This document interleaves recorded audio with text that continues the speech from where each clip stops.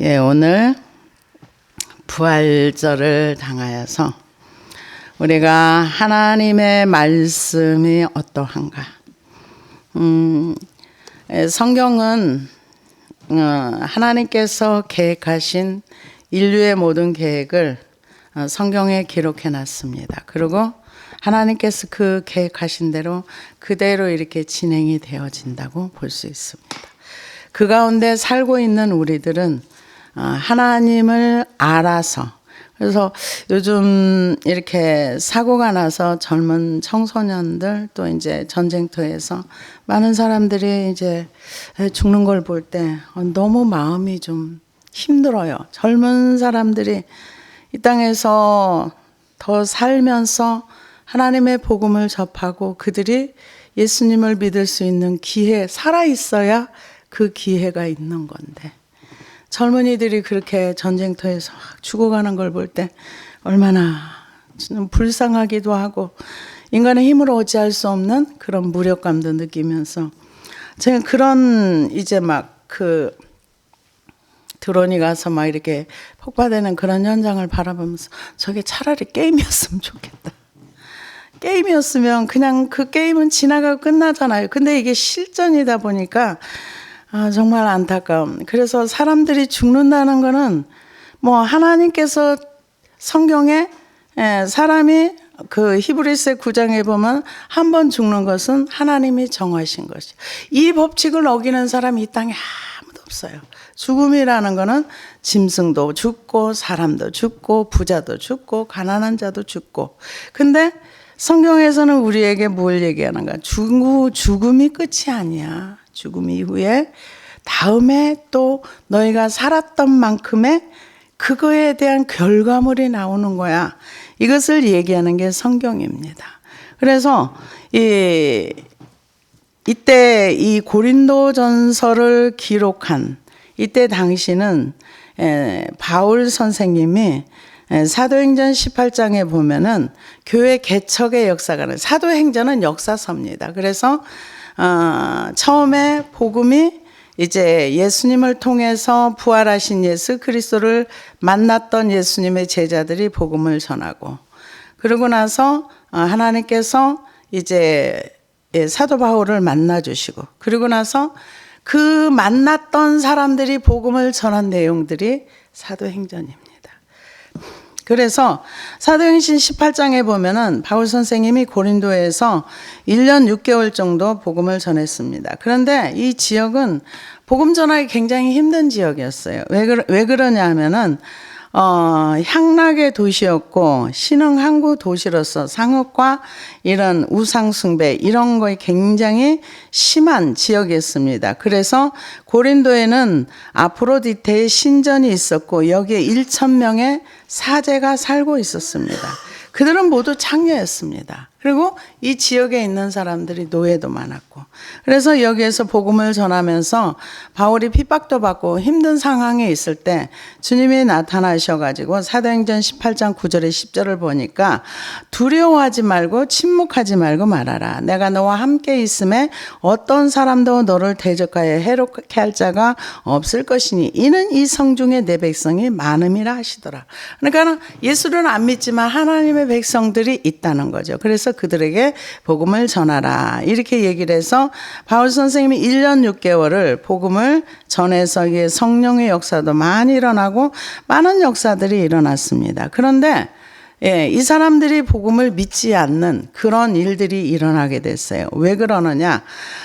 영지주의들이 이 안에 들어와 가지고 영은 선하고 육은 악한 거고 영은 영원한 것이고 육은 한시적인 것이야. 그래서 죽음이라는 것은 육체에 갇혀있던 영이 자유케 되는 거야. 이런 사상과 철학이 들어왔을 때 사람들이 복음을 믿지 않았어요.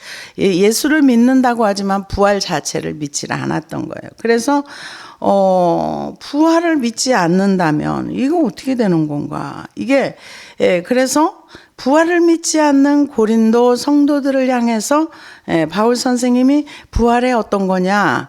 부활이라는 거는 사람이 만들어낸 것이 아니라 하나님이 계획하시고 하나님이 섭리하시고 하나님이 역사하셔서 이렇게 한 거야. 이것을 기록한 게 고린도전서 15장에 있는 말씀입니다.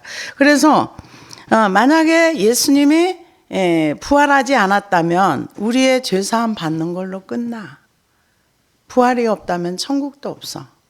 부활이 없다면 우리에는 미래는 없는 거야. 그러면은 다른 종교와 뭐가 다른가? 그 모든 종교의 이 세상에 창시자들은 다 있어요. 근데 부활의 사건을 기록한 내용은 성경밖에 없습니다. 그래서 이 바울 선생님이 지금 고린도 성도들에게 얘기합니다. 형제들아 내가 너희에게 전한 복음을 너희에게 알게 하노니 이는 너희가 받은 것이요 또 그 가운데 선 것이라. 너희가 만일 내가 전한 그 말을 굳게 지키고 헛되이 믿지 아니하였으면 그로 말미암아 구원을 받으리라. 이게 이 로마서에 있는 말씀과 같은 말씀인데요. 로마서 1장 2절에 4절을 보면 이 복음은 하나님이 선지자들로 말미암아 그의 아들에 관하여 성경에 기록하신 미리 약속하신 것이라. 이 아들로 말하면 육신으로는 다윗의 혈통에서 나셨고 성결의 영으로는 죽은 자 가운데서 부활하여 능력으로 하나님의 아들로 인정되셨으니 곧 우리 주 예수 그리스도시라. 그러니까 이분이 육신으로는 다윗의 혈통으로 났고 성결의 영으로는 죽은 자 가운데서 부활하신 하나님의 아들로 인정되었다. 이렇게 얘기를 합니다. 그러면서 로마서 10장 9절에서 10절을 보니까 내가 만일 내 입으로 예수를 주로 시인하며 또 하나님께서 그를 죽은 자 가운데서 살리신 것을 내 마음에 믿으면 구원을 얻으리니 사람이 마음으로 믿어 의에 이르고 입으로 시인하여 구원에 이르느니라. 여기 보면은 죽은 자 가운데서 다시 살리신 거, 이것도 부활을 얘기하는 거예요. 그러니까 복음은 십자가에 죽으신 것까지만 믿으면 안 되고 부활까지 믿어야 복음입니다. 그게 복음입니다. 그래서 이 세상에서는 예수님이 이 땅에 계시는 동안에 야이로의 딸도 살리셨고 죽은 나사로도 살리셨고 사도들도 죽은 사람 살리셨고 선지자도 살렸어요. 그런데 그들은 부활이 아니에요. 그들은 소생되었다가 다시 죽었어요. 부활하신 분은 예수님 한 분입니다. 그때 이제 그 무덤에 갔을 때 마리아하고 마르다하고 갔습니다. 그때 예수님이 뭐라 그러는가? 예수께서 가라사대 내 오라비가 다시 살아나리라. 그랬을 때 마르다가 가로되 마지막 부활에는 다시 살 줄을 내가 아나이다. 예수께서 가라사대 나는 부활이요 생명이니 나를 믿는 자는 죽어도 살겠고 무릇 살아서 나를 믿는 자는 영원히 죽지 아니하리라 하리니 이것을 내가 믿느냐? 부활을 믿어야 된다는 거죠. 근데 죽은 나사로는 살아났다가 다시 죽었어요. 그건 부활이 아닙니다. 예수님이 부활이라고 한 거는 예수님 아까 그 교동문에 나왔지만 영은 살과 뼈가 없으되 나는 있느라. 우리가 부활을 하면 예수님의 몸처럼 그렇게 부활이 되는 것입니다. 그러면은 이 세상의 모든 사람이 다 부활하는가? 네, 부활하는 거 맞습니다. 어떻게 부활하는가? 우리는 태어날 때 모든 사람이 영이 죽은 상태로 태어나서 복음을 듣고 하나님의 생명이 들어와서 우리가 물과 성령으로 거듭나면서 한 번 태어납니다. 그리고 한 번 죽습니다. 우리는 죽고 나면 예수를 믿은 사람은 천국으로 가고 믿지 않은 사람은 음부로 떨어졌다가 나중에 이제 천년왕국이 끝나고 나면 예수님께서 그 죽은 자들을 다시 한번 부활시켜요. 그때는 육체를 다 입겠죠. 우리 예수님처럼 그 부활체를 입어서 영원한 불못으로 들어가는 거예요. 그래서 태어나는 건 똑같이 한번 태어나지만 그것은 그 영원한 불못으로 들어갈 때 그것을 뭐라 그러냐? 둘째 사망이라. 우리는 한 번밖에 안 죽어요. 육신이 죽는 거 한 번밖에 안 죽습니다.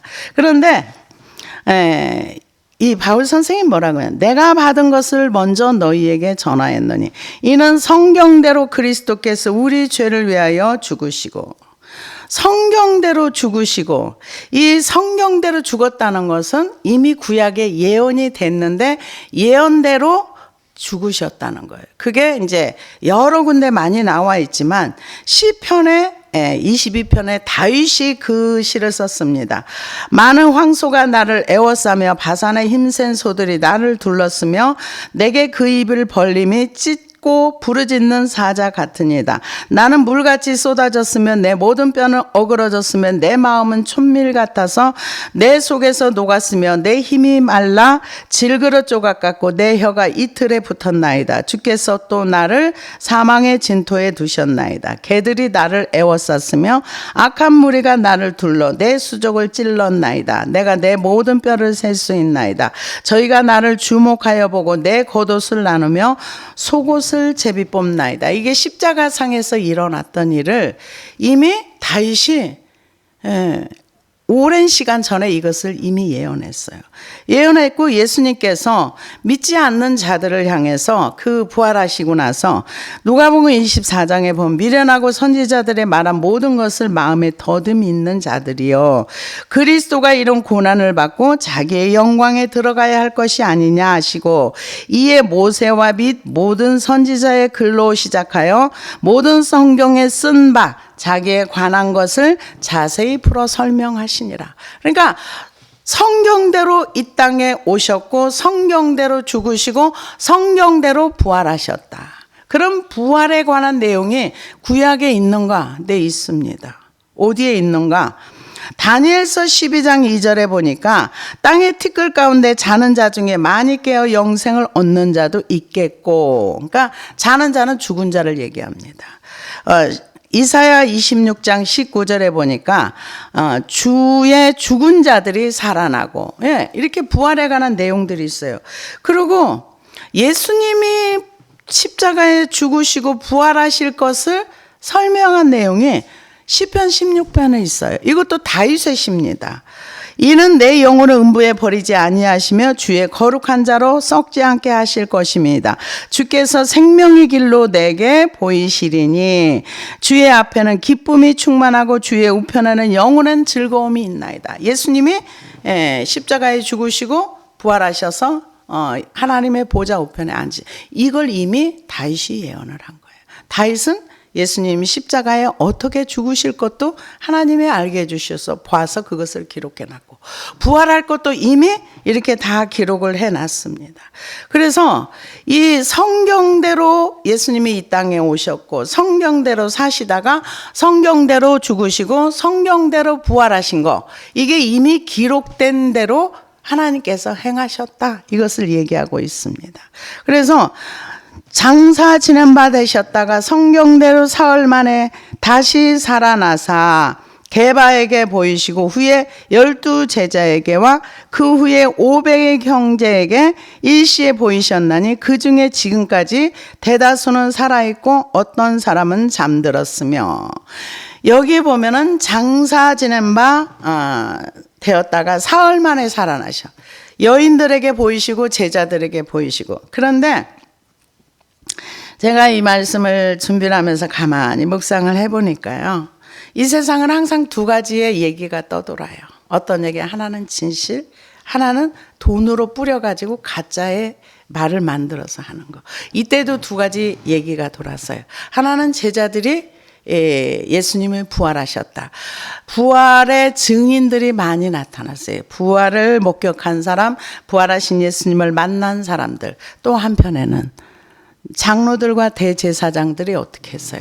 군병들에게 돈을 주고 제자들이 시체를 훔쳐갔다 해라. 근데 이건 좀 상식적으로 생각해도 맞지 않는 말인데, 왜냐? 그 제자들은 시체를 훔쳐가기는커녕 부활을 믿지도 않았고 무서워가지고 자기네끼리 돌돌돌돌 떨고 갇혀가지고 문도 잠가놓고 누가 올까 봐서 이 공포 속에 있는 사람들이 무슨 예수님의 열정이 얼마나 있어가지고 시체를 훔쳐가가지고 그 사람들이 예수님이 부활하셨다고 거짓말 하겠어요. 이 사람들은 그런 그릇이 안 되는 사람들. 그런데 모든 사람들이 누구의 말을 믿은가? 두 가지 말이 돌았던 거예요. 하나는 시체를 훔쳐갔다. 이거는 돈을 주고 군병들한테. 아니, 그 로마 군병이 몇 명인데요. 그리고 거기에 지키는 사람 몇 사람인데 그 사람들이 다 지키고 있는데 감히 어디로 가? 다 예수님 십자가 질 때 다 도망가고 다 한 사람도 그 옆에 있질 않았는데 누가 가서 예수님의 시체를 훔쳐갑니까? 근데 그 말들이 전해진 거예요. 그런데 그 얘기를 들었던 그 사도 바울 선생님 같은 경우도 뭐라 그랬어요? 이단이라고 그랬어요. 쟤네들이 이단을 만들. 근데 지금도 예수님을 이단으로 취급하는 유대인들이 있습니다. 그는 선지자인데 우리 유대교에서 기독교를 창시해가지고 이단을 만들어가지고 세계를 미혹한 사람이 예수다. 이렇게 지금 현재도 이것을 믿는 분들이 계시더라고요. 실제로 있어요. 근데 이때도 마찬가지. 바울 선생님도 그랬어요. 여기에 보면은 성경대로 사흘 만에 다시 살아나시고 게바에게 보이시고 후에 12제자에게와 그 후에 500의 형제의 일제. 근데 이때 당시에 살아있는 사람도 있고 죽은 사람도 있었다. 이 바울 선생님이 이 말씀을 기록할 때 그 후에 야고보에게 보이셨으며 그 후에 모든 사도에게와 맨 나중에 만삭되지 못한 난자 같은 내게도 보이셨나. 여기 보면은 게바는 베드로를 얘기하고요. 500의 형제는 이름은 기록하지 않았지만 부활의 예수님을 직접 본 사람들이에요. 그러고 나서 야고보는 예수님을 믿지 않았던 예수님의 동생입니다. 그러고 나서 그 사도에게도 보이셨으며 그래서 야고보가 예수님을 믿지 않았는데 동생들이 있었지만 예수님을 안 믿었어요. 살아생전에 안 믿었어요. 안 믿었는데 예수님이 부활하시고 나서 직접 찾아가서 만나줬답니다. 예수님의 동생들을. 그러고 나서 그때부터 예수님을 믿기 시작했다. 그래서 이 야고보가 초대교회의 교회 수장이 됩니다. 책임자가 됩니다. 그 후에 만삭되지 못하여 난자 같은 사도 바울에게 이제 보이셨습니다. 그랬을 때 이분은 이게 이단이라는 걸 확신을 가지고 사람들을 잡아서 죽이고 감옥에 넣고 이 일을 했던 거예요. 그러니까 헛소문을 진실로 확실하게 믿었던 거죠. 근데 헛소문을 믿었는데 진짜를 만나고 보니까 내가 가진 것이 가짜구나. 이걸 깨닫고 가짜를 버리고 진짜 예수 그리스도를 따라가는 삶을 살아낸 것이 이 사도행전과 서신서들이 이렇게 나오는 것을 볼 수가 있습니다.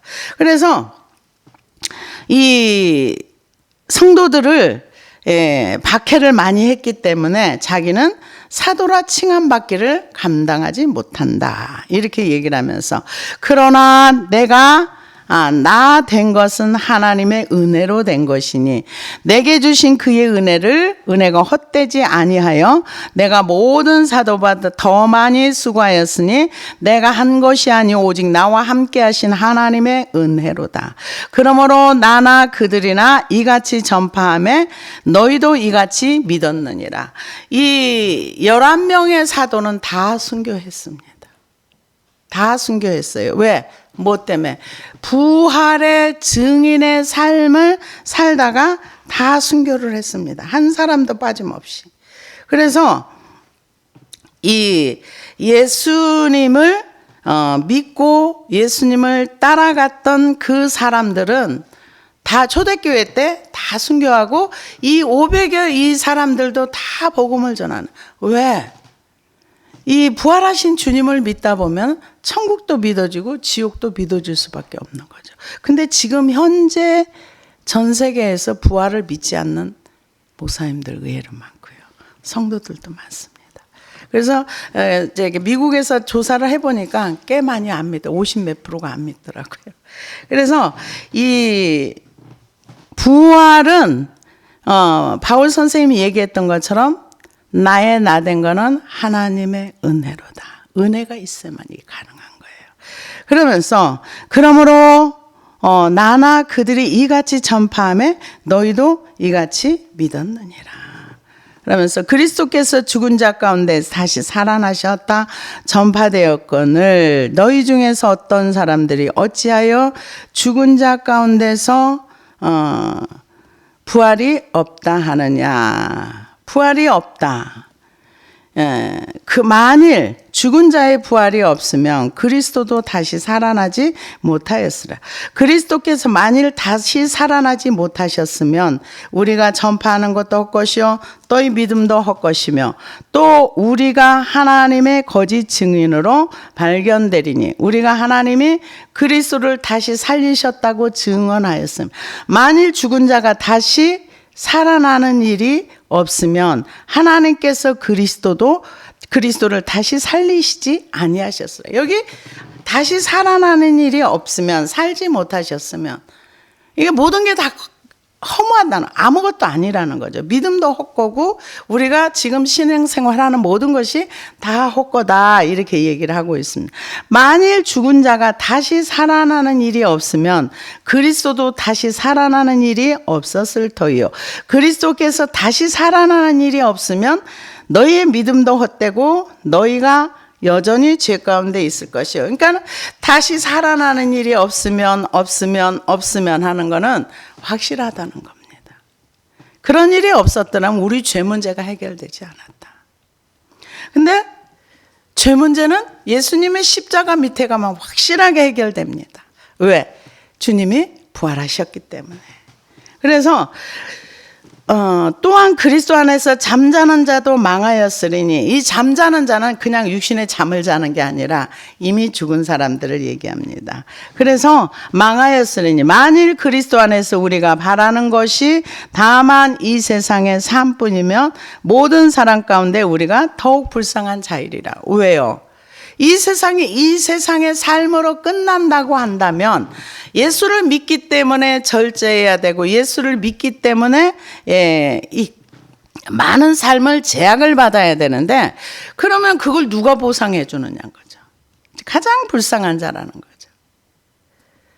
그래서 가장 불쌍한 자이리라. 그러나 이제 그리스도께서 죽은 자 가운데서 다시 살아나사 잠자는 자들의 첫 열매가 되셨도다.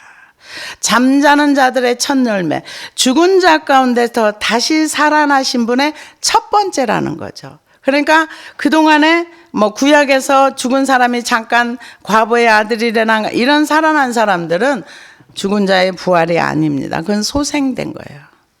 죽은 나사로도 소생된 거예요. 근데 그들은 다시 죽었어요. 근데 부활의 첫 열매라는 거는 이 땅에서 제일 첫 번째라는 겁니다. 우리가 곡식이 이렇게 있다면은 제일 첫 번째 고추가 열리면 그 나머지 열리는 고추도 첫 번째 열리는 고추와 똑같이 열립니다. 그게 첫 열매입니다. 그래서 지금 그것을 얘기하는 거예요. 사망이 한 사람으로 말미암았으니 죽은 자의 부활도 한 사람으로 말미암는다. 그러니까 사망이 누구 때문에 들어왔느냐? 아담의 불순종으로 사망이 들어왔어요.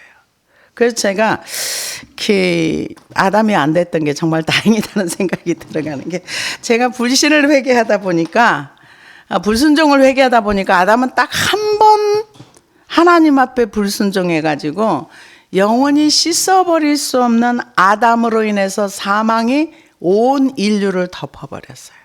그리고 예수님 한 분을 통해서 우리가 구원받는 길이 생기고 죄사함의 길이 생기고 영생을 얻을 수 있는 길이 생겼어요. 저는 예수님의 십자가의 은혜가 아니면 벌써 끝났어요. 왜냐? 이 불순종한 게 한두 가지가 아니더라고요. 회개를 하다 보니까 정말 와, 이렇게 내가 많은 불순종을 하고도 내가 불순종한 줄도 몰랐구나. 내가 아담이 안 되길 너무 잘했네.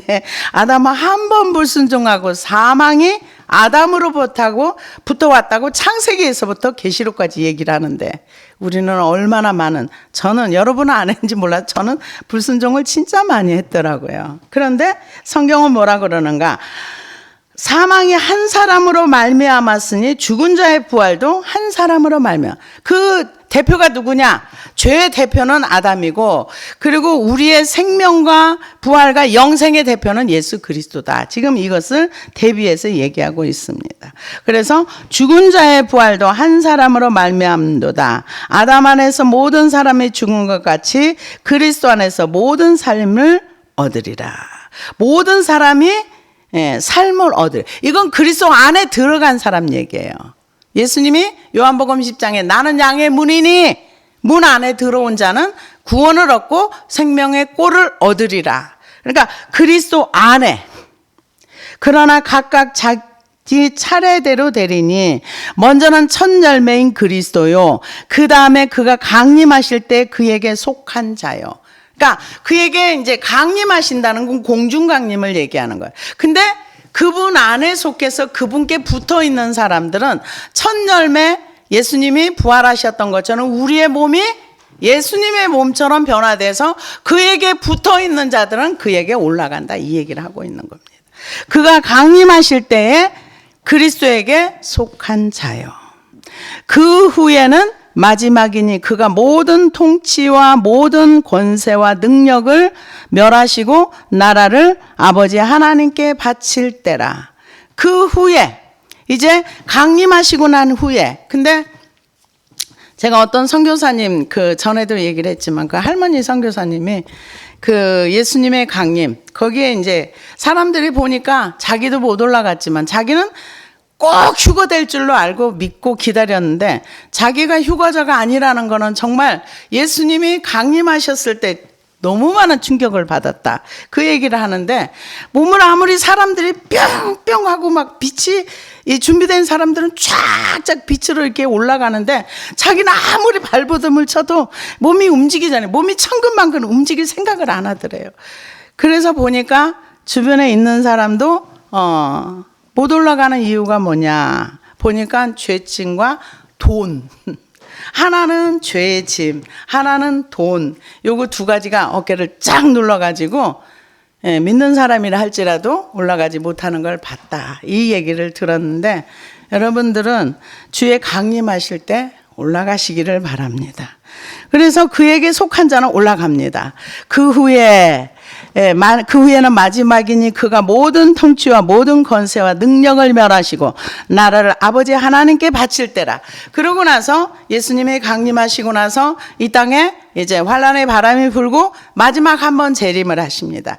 그때 이 모든 원수들을 다 진멸하고 우리가 요한계시록에 보면은요 예수님이 백마를 타고 이렇게 이 땅에 강림하세요. 그 군대들과 함께. 근데 거기는 강림하시고 그러고 끝나요. 왜냐하면 이 한검으로 말씀 한마디로 이 땅의 모든 악이 다 심판을 받습니다. 그러니까 그 예수님을 그때 당시에는 이제 앞으로 그런 내용들이 나오더라고요. 어떤 내용들이 나오냐면 예수님이 외계인으로 취급해가지고 외계인과 전쟁하려고 사람들이 온갖 걸 다 준비해가지고 지구를 지키자 이런 얘기들이 나온다는 것을 본 적이 있는데 두고 봐야 되겠죠. 그래서 그가 모든 원수를 그 발 아래 둘 때까지 반드시 왕노릇 하시리니. 그래서 이제 그 모든 것을 이 땅에 사탄과 악을 다 진멸하고 나서 그 권세를 하나님께 올려드린다는 거죠.